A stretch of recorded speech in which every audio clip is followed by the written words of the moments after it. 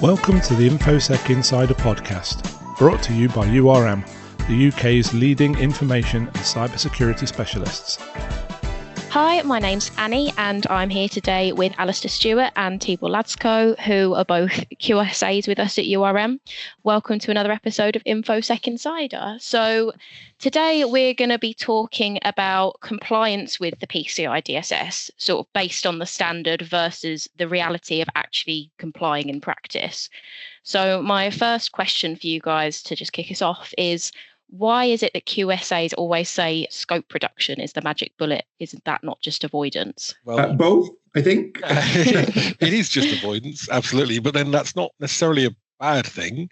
You know, arguably, if you turn around and just say we take checks and cash, you don't have to comply at all, which is perfectly fine. Nothing wrong with, reworking your system so you don't have to comply. I mean, it's often probably 56% of our job, I think, to be honest with you, Tibor, isn't it, is getting clients to reduce their scope to make it easier. And I think there's a misconception as well. A lot of people think that scope reduction is a PCI requirement when it isn't. You don't have to reduce your scope. You can include everything you want, from your network printer to your, smart fridge or whatever is in the office.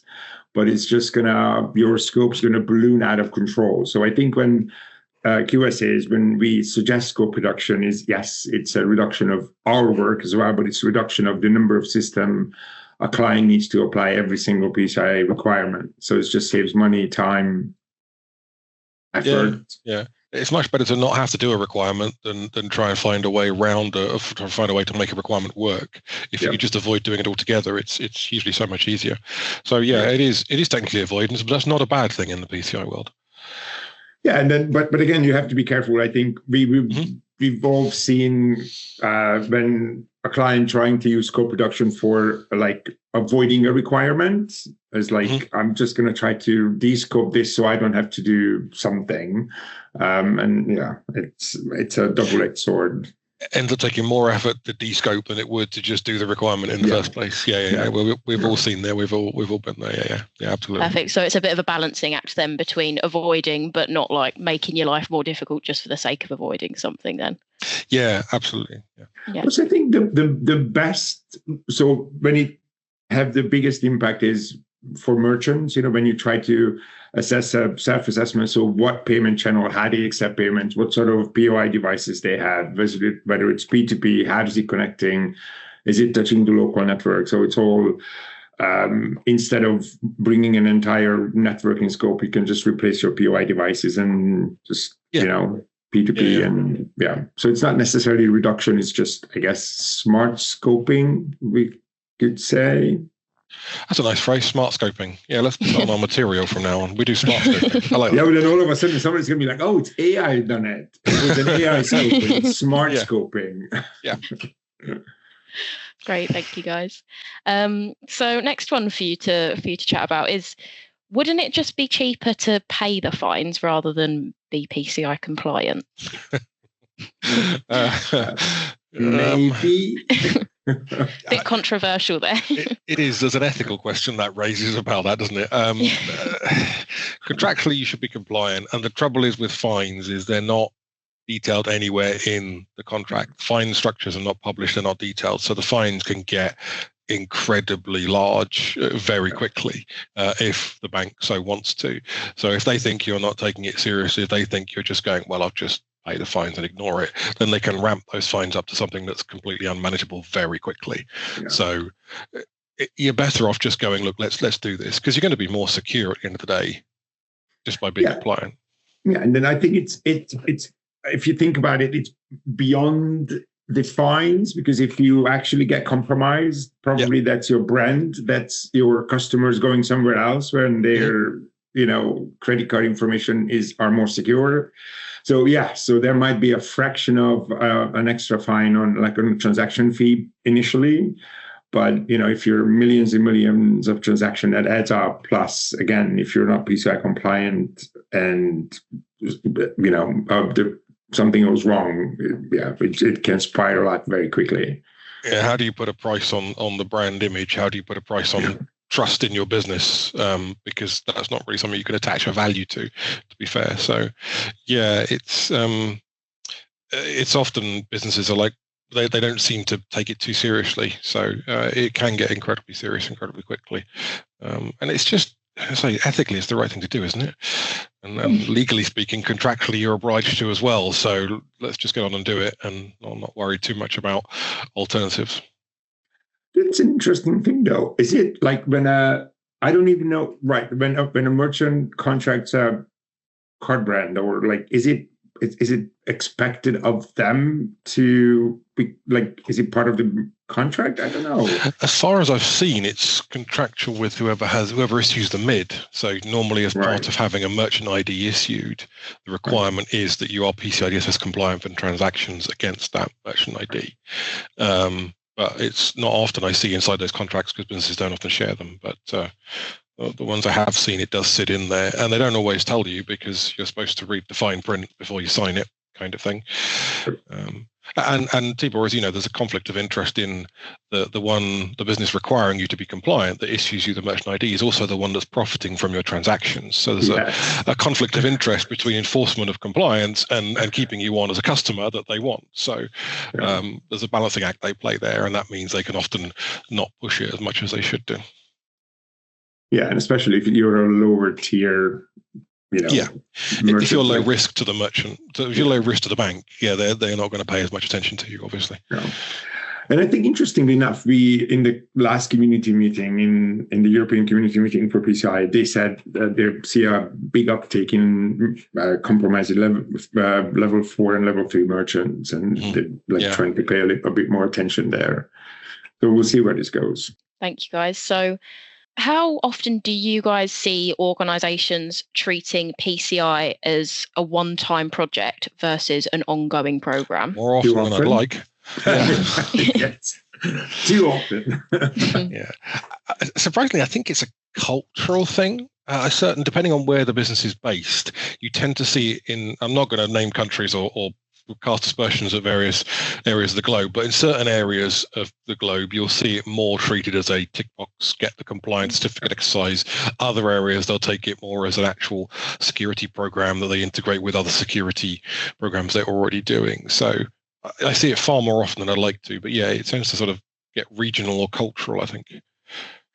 Yes, I think it's after a certain size, when the organization is legally bound to comply with other standard 27,000 or any, Cyber Resilience Act or whatever it is, when there's a compliance team within an organization, there's more attention paid to it. At least that's my experience. Or the other possibility I see when a QSA moves into a governance role within a company. Head of compliance, head of governance, whatever it is, it's an ongoing effort. But as it should be, there are periodic requirements in PCI that needs to be done every so often. And if you don't do it, you just make our life, the assessor's life, really difficult to try and cut through the noise and see what happens. And internally, you just end up with that sort of 1 month panic before the assessment when you have to kind of scrabble around to make sure everything's in place. And that's generally more effort and stress than just maintaining a compliant program throughout the year and just having it tick over. Last minute panic is something we see a lot of, unfortunately. So is that what that looks like in practice? If an organisation is treating it as a tick box exercise, are they not maintaining compliance throughout the year, or is it? How does that work? Things can get forgotten, certainly. Regular activities can get missed, and that causes problems. But also, if your compliance is part of what you do, then when it comes around to assessment time and we need to see this evidence, it's already there because you've been doing it as you go along. So when we want to sample change control tickets or build standards, they can just go in and pull them out because change control is a regular thing they do. They all know where it is. They all know where they are. They don't have to scrabble around and go, did we do any changes? Did we make changes to that firewall? I don't remember. They kind of, they're just there. They pull them out of the system. So there's an element of you can tell relatively quickly whether a business has been maintaining compliance as part of their usual activities or whether they've just gone, oh my God, we've got an audit coming up next month. Let's find everything we need quickly. Yeah, I don't know about you, Alastair, but for me, the first 5-10 minutes, it's sort of, like you asked, did you have any security incident last year? Did we? I don't know. Are you opening the scans? Are you internal scans, external scans? I think we are. And then you sort of know, like, okay, right. So, yeah, it's going to be some time digging. Yeah, it wasn't as closely managed as it probably should have. Perfect. Thank you, guys. So, next one for you to consider. Is it possible to be fully compliant and still suffer a breach? And has this happened to anyone? Absolutely. Yeah, you can be. It's a minimum standard, not a maximum. So you can still be breached and be compliant. Although invariably, when they get breached, they're normally found to be non-compliant. I don't know whether there are any examples of having been breached and found compliant. I kind of have an example, and it's sort of a personal one. One of my client, a very long time ago, got breached years after, like, the forensic investigator came out and the final, right. So the assessment was done, everything was fine. And then, as it turns out, their external vulnerability scan report was faulty. So the service that they received from a third party that they relied on, that was listed in the SSC's website as an ASV vendor, made a mistake on the scan, and it reported for years apparently as a passing scan when it wasn't a passing scan, and they got compromised. And even though technically in reality they were not compliant because there was a vulnerable external facing system. However, they did everything they could. They contracted a company that they was told is providing this service. So yes, they were not compliant, but they believed they were, and they did everything they could. So in reality, it's that they contracted somebody who took the responsibility on and then didn't do it properly. Yeah. I know there was an incident a while back of somebody was compromised through Google page rankings. Somebody made a fake website with a virtually identical website to the retailer and used SEO to push it above the real one on the Google search ranking. So when you search for that retailer and click the first link, you were straight away on a dodgy site. So the site was never compromised as such. It just looked like their site was compromised to the banks because of the name on all the transactions was this particular retailer. So I suppose technically there was a breach, but they weren't breached in that scenario. So they haven't done anything wrong. Yeah. There probably is an example or two of organizations being breached and still fully compliant, I'm sure. As you said, it's a minimum standard. So it's there, and I think we both agree that there are certain parts of the standard that it could go further. Absolutely. There are certain areas where it's probably too restrictive when it comes to new technology and whatnot. Although with customized validation and the version 4 it's try to pick up the pace with the ever evolving technology, but it's not a bulletproof system. It's nowhere near perfect. Amazing, thanks guys. So which PCI DSS requirement do organizations struggle with the most in practice? Depends. It does depend, but then I think if you look at the figures pulled out by, I think Verizon do an annual report, and I think the one for 2024, the least complied with requirement is requirement 11. So scanning and testing, because people often just forget to scan or don't scan. That's not necessarily a technical thing. It's just forgetfulness and not doing your regular activities. In reality, what do they struggle with most? I'd like to say logging and monitoring one. I think a lot of my clients struggle with sufficiently logging and monitoring and alerting.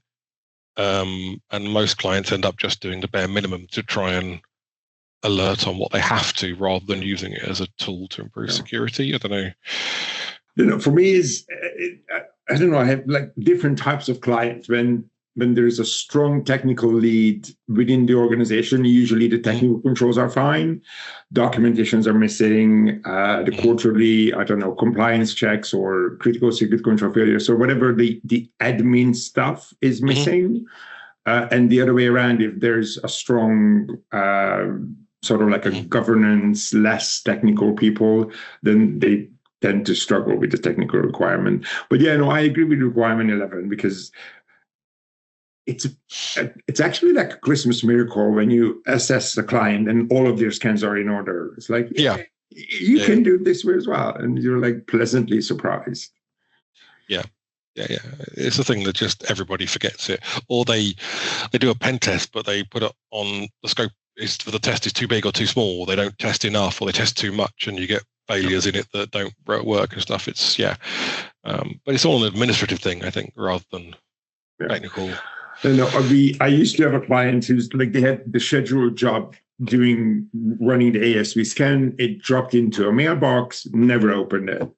And then when the assessment rolled around, like 3 out of 4 ASV scan failed, and it's just we didn't even pick up on it. So again, it's just the process in place. Amazing, thank you guys. This next one is something I've wondered about myself for quite some time, which is how do smaller merchants or startups cope with PCI requirements that were clearly designed with large enterprises in mind? I don't understand how smaller businesses are supposed to do, like, pen testing and all of this stuff. Like, how can they manage that? It is a thing. My first go-to would just be outsourcing. It would be paying a service provider to do that for you. Logging and monitoring, employ a SOC, employ a security company that can do it all for you. Host it inside a hosting company that's already compliant. Employ a developer that's already PCI compliant to develop the website for you. Just outsource is pretty much the way you go. It's a huge market, outsourcing, from managing POI terminals, managing entire cloud hosted environment, everything. Plus, I think we can go back to the first question that I think we had, the smart scoping, is if you don't have to receive cardholder data or you don't need to see it, just don't. It makes your life like indefinitely simpler. It's just I think I've seen quite a bit of lately is moving towards serverless cloud. So people using Azure App Service or AWS Lambda, whereby they simply put their code into the service and it runs. They don't have to look at servers and build standards and firewalls and networking and patching and all that kind of stuff. They don't even see the operating systems underneath. They just see a Lambda instance that they put the code in and it runs. And then all they have to do is minimal security configuration to make sure the code is communicating with the right other bits of code, and then you're done. And it just means all the complexity of managing that environment is handed back to AWS or Microsoft or whoever it is that's doing it. Yeah. So you don't have to worry about all those ridiculously complicated technical controls. Yeah. And most of the large cloud hosting providers have their own tools for file integrity monitoring, intrusion detection, antivirus, whatever it is. It's all within the platform. May not be the cheapest option to go with, but certainly the easiest. So all of this that organization used to have to source from different vendors, it's just all under one house. They all work seamlessly with each other. Just outsource. It is outsource when it comes to smaller businesses. Absolutely. So are there any areas where PCI DSS kind of lags behind current security threats? Oh, always. It's never that up to date. It's a reactive standard, yes, not a preventive one. Or it's reacting to what happens in the world. The version 4 has tried to close a lot of those gaps, like you mentioned earlier, with customized validations. It's trying to be more up to date with things, but it definitely is. They only recently moved with version 4 to adopting MFA across the board for all access, and multi-factor authentication has been almost industry standard for far longer than version 4 has been out. So they tend to react. Sometimes they react very quickly to big threats when they release minor updates and stuff in the previous versions, but generally it's a slow pace for them to react to the changing threat landscape. Historically, PCI was very heavily around the perimeter security, and then as attack got more sophisticated, abusing identities, cloud misconfiguration, all of this stuff is I think it weighed heavier, I think, in the standard. As you said, MFA, supply chain, all of this stuff. I think it's less like firewalls and network security controls. There's a lot other stuff going into it.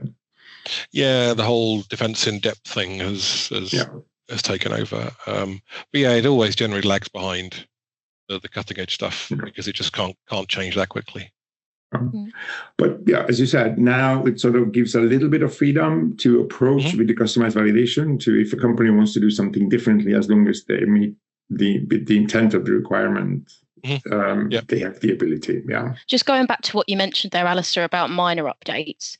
First of all, have we had any minor updates for version 4 yet? And do you think we're going to have some in the future, sort of in the near future? We're actually on version 4.0.1, so we have, but that was really a tidy up. They just clarified some words and corrected some typos. That was more correction of typos and stuff rather than anything else. I don't know of anything that's planned, but usually the minor updates are reaction to a sudden change. You know, when TLS became known to be insecure back into version 3, and there was a massive, was it WannaCry, I think, exposed a huge weakness in early TLS. They immediately, within a few months, updated to version 3.2.1 to get rid of it, to start to push it out. It didn't get rid of it straight away, but essentially it moved it to a bunch of extra controls, or you get rid of it. So they reacted quickly. But you can't predict those kind of, well, I certainly can't predict those kind of events, but if they do happen, they will react relatively quickly to removing stuff that has become suddenly known to be insecure. But again, just going back to the community meeting, what the council said when they were talking about the standard and its future is that they're not planning a major update for at least 2 to 3 years. So if anything's going to change, it's probably going to be incremental, reacting to something. Than a major overhaul. Yeah, because when they make big changes, it takes people a few years to get them in place, and if you suddenly change it again, then organizations get very annoyed with that kind of thing. Oh, we just changed it, start again. They don't want that. They like to settle into their ways for a bit before you make them change again. Plus, it's a long process. Remember, there were like 2 rounds of feedbacks. So I think it was in the works for like at least 2 years. And then there's a 2-year overlap between when it's released and when it becomes mandatory. Yeah, absolutely. So it's a long period of consultation and adaptation, and then in integration with the industry. PCI does move at a glacial pace, but it's just the nature of the beast. Just looking again to the future with this next one here, do you see PCI evolving to be more risk-based rather than prescriptive in the future? I hope not. Well, it kind of already has, if you think about it. The introduction of the targeted risk analysis again. So I think they just try to find the good middle of not being entirely like ISO, because it's a bit more forgiving, I guess, than risk-based approach can be a bit more. You can manipulate a risk-based approach much easier than you can manipulate a prescriptive standard. But it does need to find a balance. In the past, it's been too prescriptive. It hasn't been flexible enough to cope. So version 4 with the risk analysis and with customized validations is getting more flexible and more risk-based. It's risk-based, but sort of like within boundaries, I think. It still says, the clear objectives, minimum expectations. So it's not as like free for all, but it certainly gives a little bit more freedom. And I think they'll continue to evolve that over the next versions. I think they will continue to make it as flexible and adaptable as they can within the boundaries of what it's supposed to do. Great. Thank you, guys. So do you think PCI DSS adequately accounts for human error and organizational culture? Got another opinion one here. Version 4 certainly does. Much better than previous versions. Because if somebody forgets to do a task, you can't go back in time and redo it. And if the standard says you had to have done it, what do you do at that point? And so under version 3, it was always very difficult to handle that situation without just saying, well, you're non-compliant, you've got to wait out until you can do it properly. Version 4 has made that better.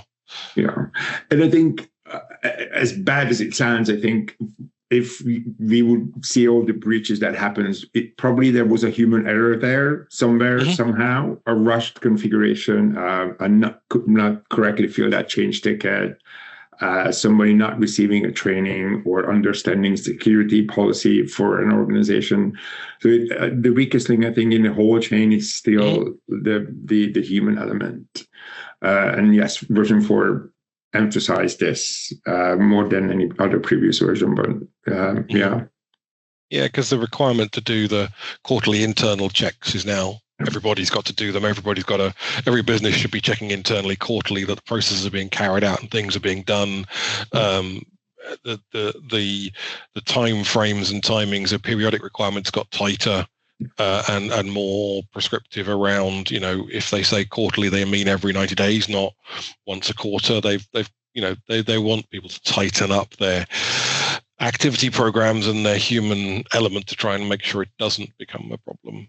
But at the same time, it also has to be adaptable to, like you say, organizational culture and different ways of doing things. So.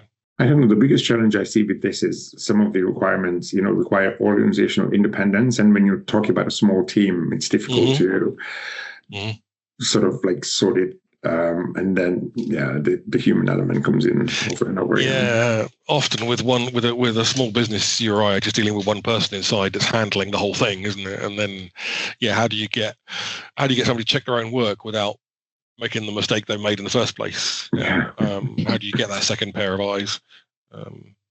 It is a challenge. I'm guessing you're seeing a lot of these productivity tools and ways of time management type software that can help reminders for those kind of business stuff.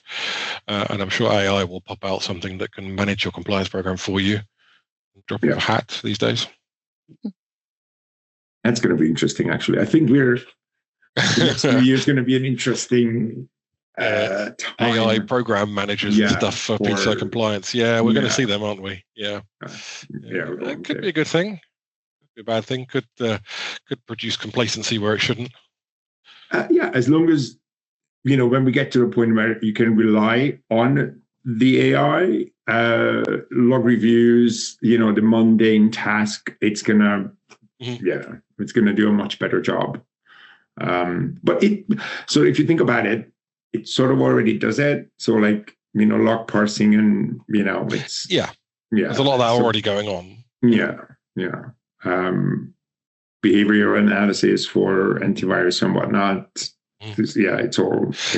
I'm talking about things like the quarterly reviews where you've got an AI that's spitting out saying, have you done your scans this month? Have you done this? Calendar organizational for that kind of reminders to do the human activity that has to be done.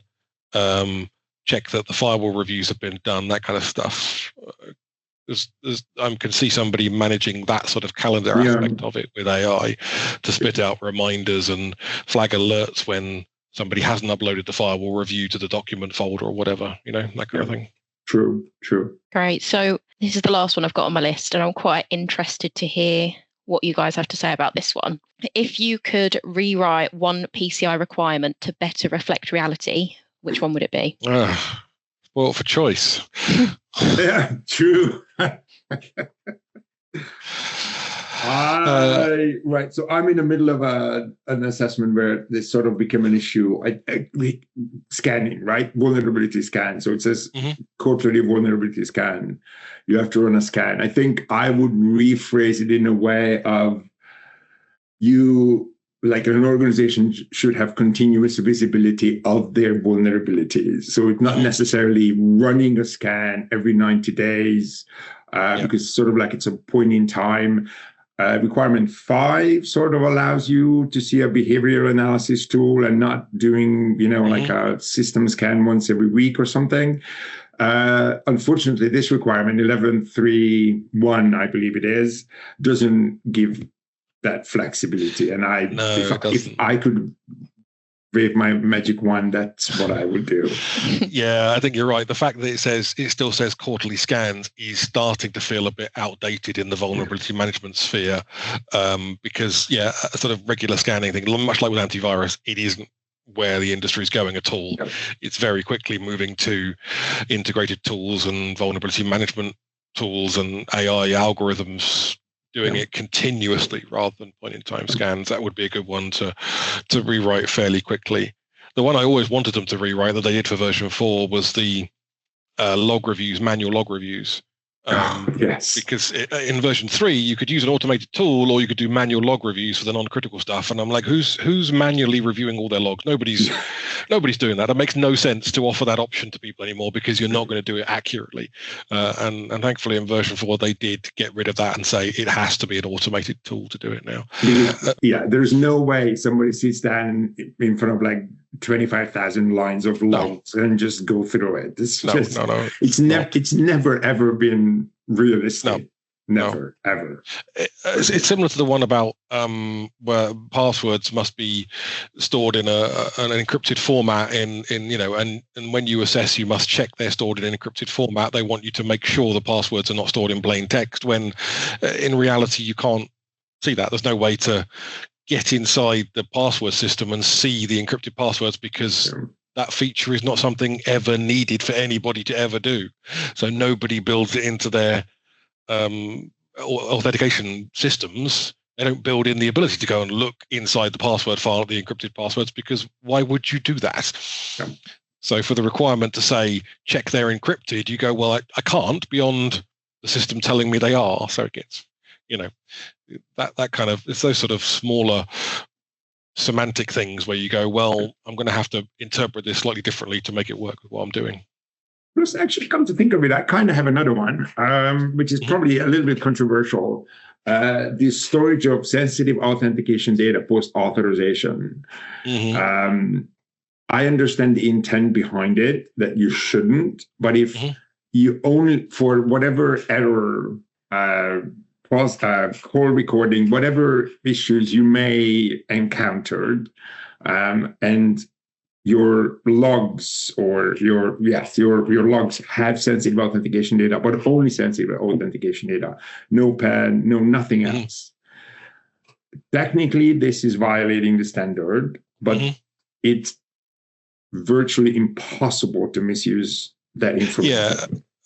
A PIN on its own is going to be no good to anybody without an account to link it to. So if you're storing a PIN or you're storing a CVV and there's no connection to any card information, it doesn't seem to pose a security risk, but the standard says you absolutely have to secure that and protect it. But I guess they're drawing the line somewhere. It's the same thing with if you've got an expired card number, it's still a valid card number under PCI DSS. Expired cards have to be secured, even though you could never use them for anything because they're expired on the systems. So you get areas that you think, well, they're just drawing a line in the sand because they have to, rather than approaching it sensibly. No, I agree with that sensitive authentication data one. Yeah, if it's on its own, it's useless to anybody. So why bother? Amazing. Well, I think that's everything I had on my list today. Thank you guys so much for yet another insightful, very interesting discussion. A lot of very controversial, we'll say, opinions flying about there. But if any of our listeners would like to ask Tibor and Alastair a question in a future episode, there's going to be a link in the description of this episode. So go and click that and fill out the form, or alternatively, you can just leave a comment in the comment section for this video.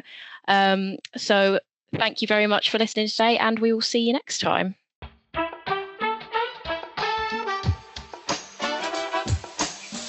If you've enjoyed this podcast, we would really appreciate it if you could spare a moment to leave a rating or review at ratethispodcast.com/InfoSec Insider. To listen to more episodes, you can find us on Spotify, Apple Podcasts, YouTube, and Podbean. Thank you for listening to URM's InfoSec Insider podcast. For more information, visit our website at urmconsulting.com.